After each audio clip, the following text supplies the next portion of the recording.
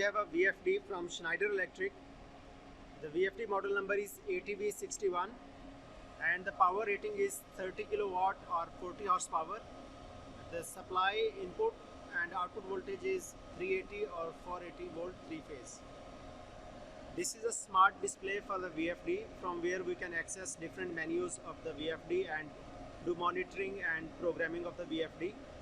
We will go into details how to do the configuration if you are bringing a new VFD. Then here is the line choke which is installed on the input of the VFD to suppress harmonics on the input line. Here a contactor is installed on the input line of the VFD. This contactor is used to energize and de-energize the VFD. And here is the selector switch from where we will be selecting the auto and hand mode. Now it is running in the hand mode, and when it is in hand mode and if we push this start button, this contactor will be energized and VFD will be started. So now VFD is running. Okay, let me turn off this VFD and we will turn it on again.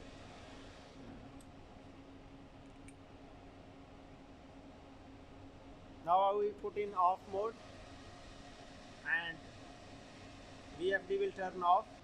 Now there is no supply voltage to the VFD and it is turned off completely. So let us turn on again. I will put in hand mode and will push the start button. Now the VFD is energizing and it is showing here ready. So now it started accelerating.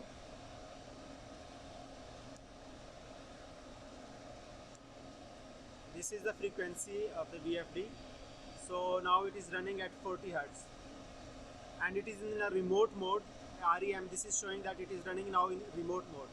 Remote mode means it is running based on a 0 to 110 volt signal from the BMS or PLC controller. Now it is running based on the signal from the BMS. If I want to run it locally and want to change its speed, I will bring it to the local mode. Now it is in the local mode and now we can change the frequency of the VFD like this. Now for example, I am increasing this frequency of the VFD. I make it 45.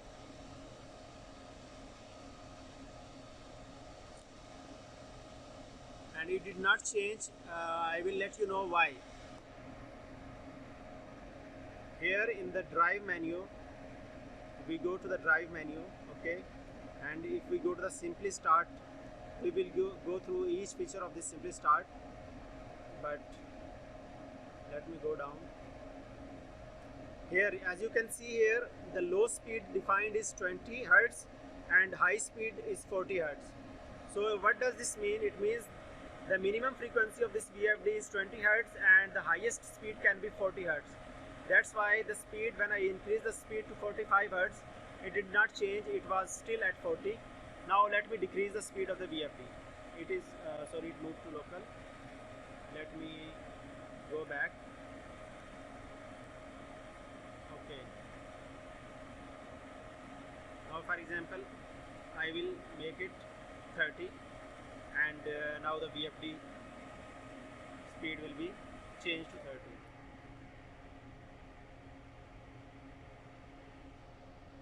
Sorry, the VFD stopped. Let me run it again.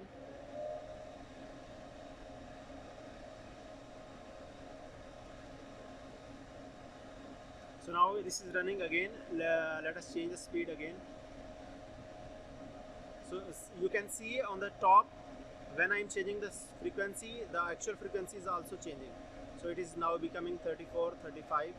So this is how you can change the frequency of the VFD from the locally from here, and then from the BMS you can change it in the remote mode. Now down I will show you. Here we have input and output points for the VFD. First of all, here we have the relay points, okay, relay outputs to give us the output status of the VFD. Here relay 1 is giving us the fault status of the VFD and relay 2 is giving us the run status of the VFD. And then here we have analog input and analog outputs. Here as you can see, I will show you like this.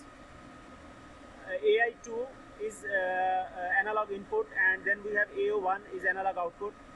AI2 is the speed reference signal from the BMS. This is a 0 to 10 volt signal based on which we are controlling the speed of the VFD from BMS in the remote mode.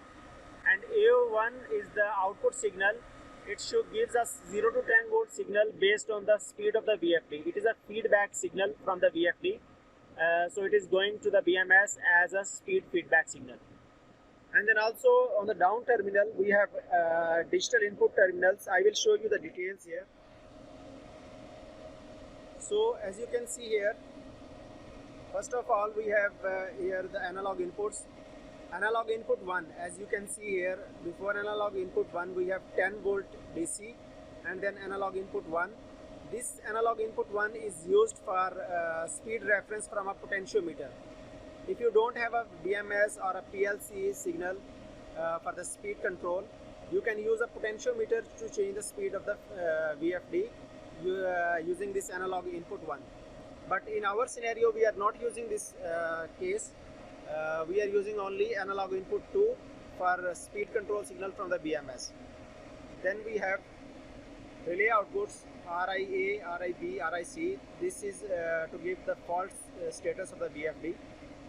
And then R2 is for the run status. Here we have logical inputs. These are binary inputs, and by default we are using the source mode. In source mode, if on any of the digital input the voltage is greater than 11 volt DC, it will be considered as state 1 or true.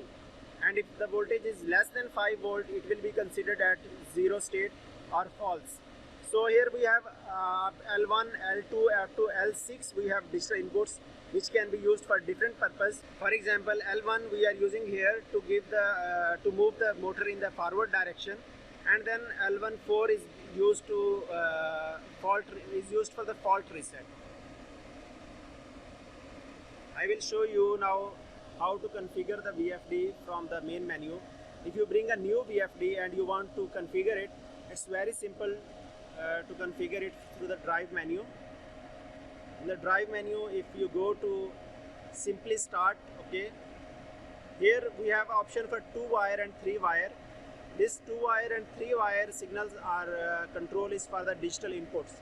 2-wire means that there shall be a continuous signal of 0 or 1, and 3-wire mean that a pulse will be enough.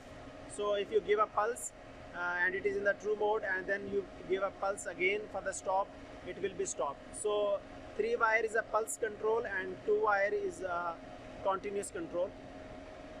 And then macro configuration is to make the configuration very easy, and it is based on this selection, it is auto selecting. Now I am unable to change this because I have to stop the VFD to access these menus. I am stopping it.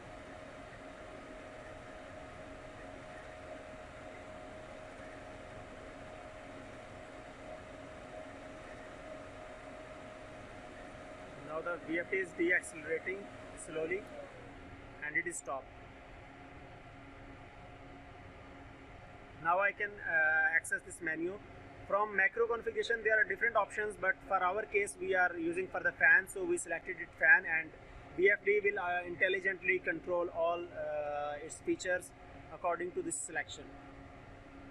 So no need to do much here. And then you have to select motor frequency.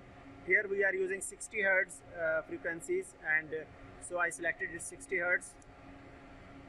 Then we have to define here the rated motor power. You will find this motor power on the nameplate of the motor, so you have to adjust it here accordingly. Then what is rated motor voltage? You can select it here. You will find this information on the motor nameplate. Rated motor current, same on the motor plate. And what is the rated motor frequency? 60 Hz. And rated motor speed, this RPM, you will find all this information on the nameplate. Okay. Then here is the maximum frequency which this motor can handle, so we put it here 72 Hz. Output phase rotation, this is ABC we selected. If we want to reverse the direction of rotation of the motor, we can select ACB without changing the physical connections on the motor. then motor thermal current, all this information is from the nameplate. And then here is the acceleration time and deceleration time. This is very important to select. This acceleration time 10 seconds means that the motor will take 10 seconds to start from 0 hertz to the speed which we selected. So it will slowly start without any inrush current and without any like jumps in the speed. Then here is the low speed and high speed, which we discussed earlier, that we have to select low speed and the high speed of the VFD from here. Then here is the monitoring. From monitoring we can know about the status from here, logical input map, like which input, binary input is active and which is inactive, we can know from here. And we can also know what is the signal from the BMS for this VFD analog inputs. And similarly we have all these logical IO points, we can know what is the values there. So at this point then we have the reference frequency set to 35. Okay, output frequency is 0 because the motor is stopped now. Let me start it again. We have to press the REN to start it. So you will see the measured output frequency will be changed. So you can see it is increasing, and it slowly increased to 35 Hertz. Now the motor is taking 18 ampere currents. Motor speed is 1000 RPM. What is the motor voltage? It is 220 volt. As you know that as frequency is decreasing, the output voltage to the motor also decreases to avoid saturation of the motor core. Then what is the motor percentage power it is taking, what is the percentage of torque.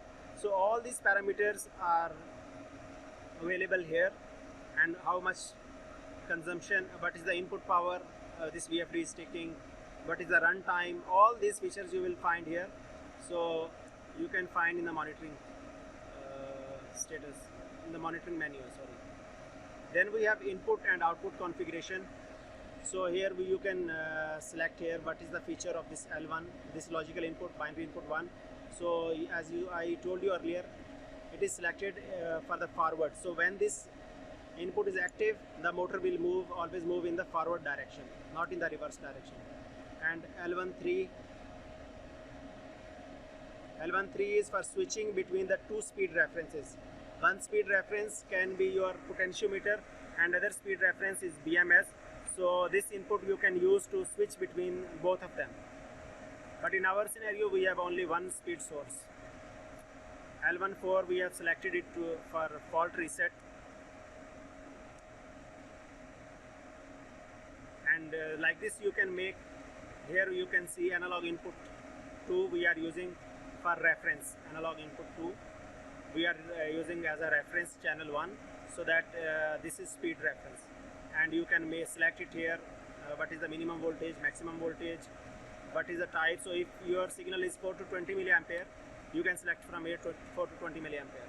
I am unable to select now because VFD is running now, so just I am showing you how you can do that. So that's all, I think. Then we have fault management. Okay, then what are the faults, all these things related to the faults. And here communication, that's very important. Here we have Modbus communication, and other field bus, CAN bus can be there, but here we have Modbus selected. So we have configured the Modbus to be connected to the BMS. I will show you. Sorry. But the Modbus address I have set here, the baud rate, everything settings you can make here, and then you can directly take all the data to the BMS to the Modbus. So I think guys, that's all for this video. It become very long, so see you in the next video.